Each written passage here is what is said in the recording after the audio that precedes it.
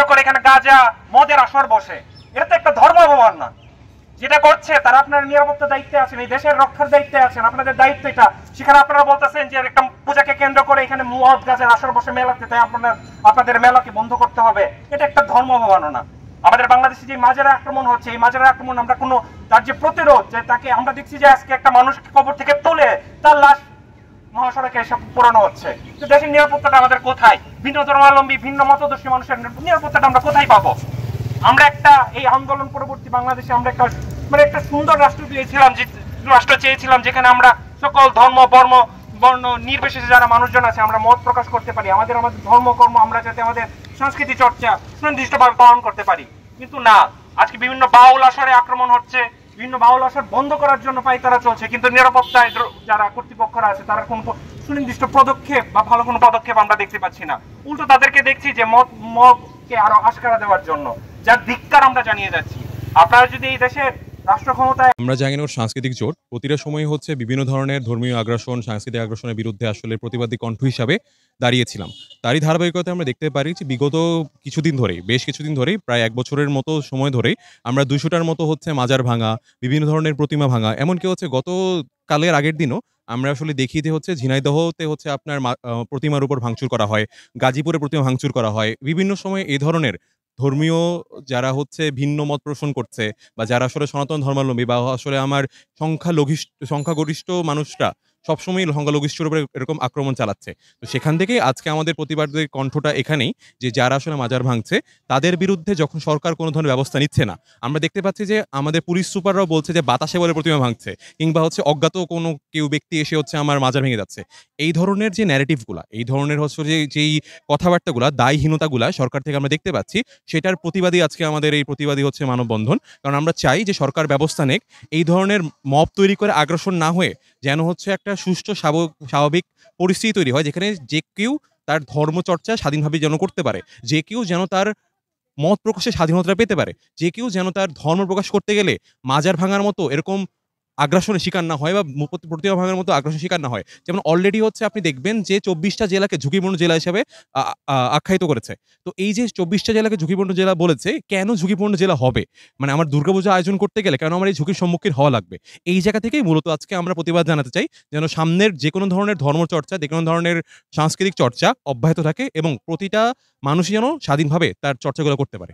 গাজীপুরে হিন্দুদের যে সামনে দুর্গাপূজা আসছে, সেই দুর্গাপূজার প্রতিমা তৈরি হচ্ছিল, সেখানে প্রতিমা ভাঙচুরের মতো ঘটনা যখন ঘটে, তখন পুলিশ সুপার তিনি একজন দায়িত্বশীল ব্যক্তিবর্গ হয়ে তিনি আমাদেরকে জানান যে প্রতিমা নাকি বাতাসে ভেঙেছে।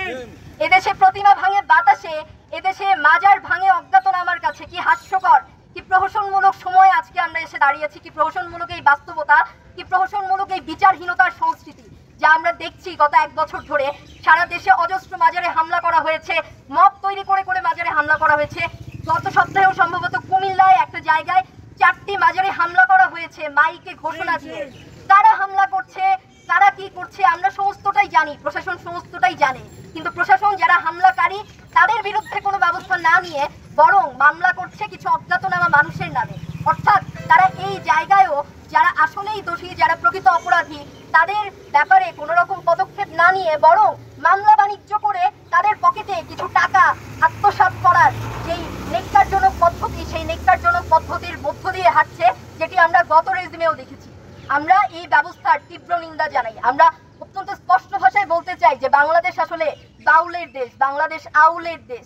আমরা বারবার বলি যে আমি যে এসেছি আউল বাউল মাটির দেউল থেকে, সেই মাটির দেবালয়, সেই বাউলদের উপর হামলা চালায় কারা? আমাদের অত্যন্ত শ্রদ্ধাভাজন একজন সাংস্কৃতিক ব্যক্তিত্ব, যিনি পুরো বিশ্বব্যাপী বাংলাদেশের সংস্কৃতির সুনাম উজ্জ্বল করেছেন, বাউল সম্রাট শাহ আব্দুল করিম।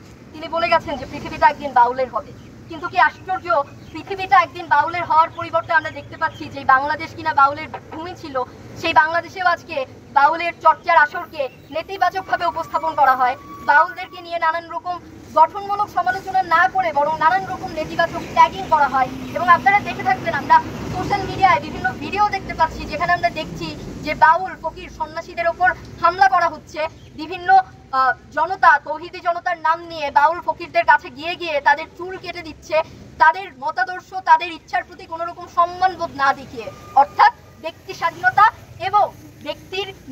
মতবাদ বা আদর্শের যে সম্মানটুকু রাষ্ট্রের কাছ থেকে একজন ব্যক্তি পায়, সেই পুরোটুকুই আমরা লঙ্ঘন দেখতে পাচ্ছি। ব্যক্তি স্বাধীনতার ভয়ানক রূপে লঙ্ঘন আমরা দেখতে পাচ্ছি।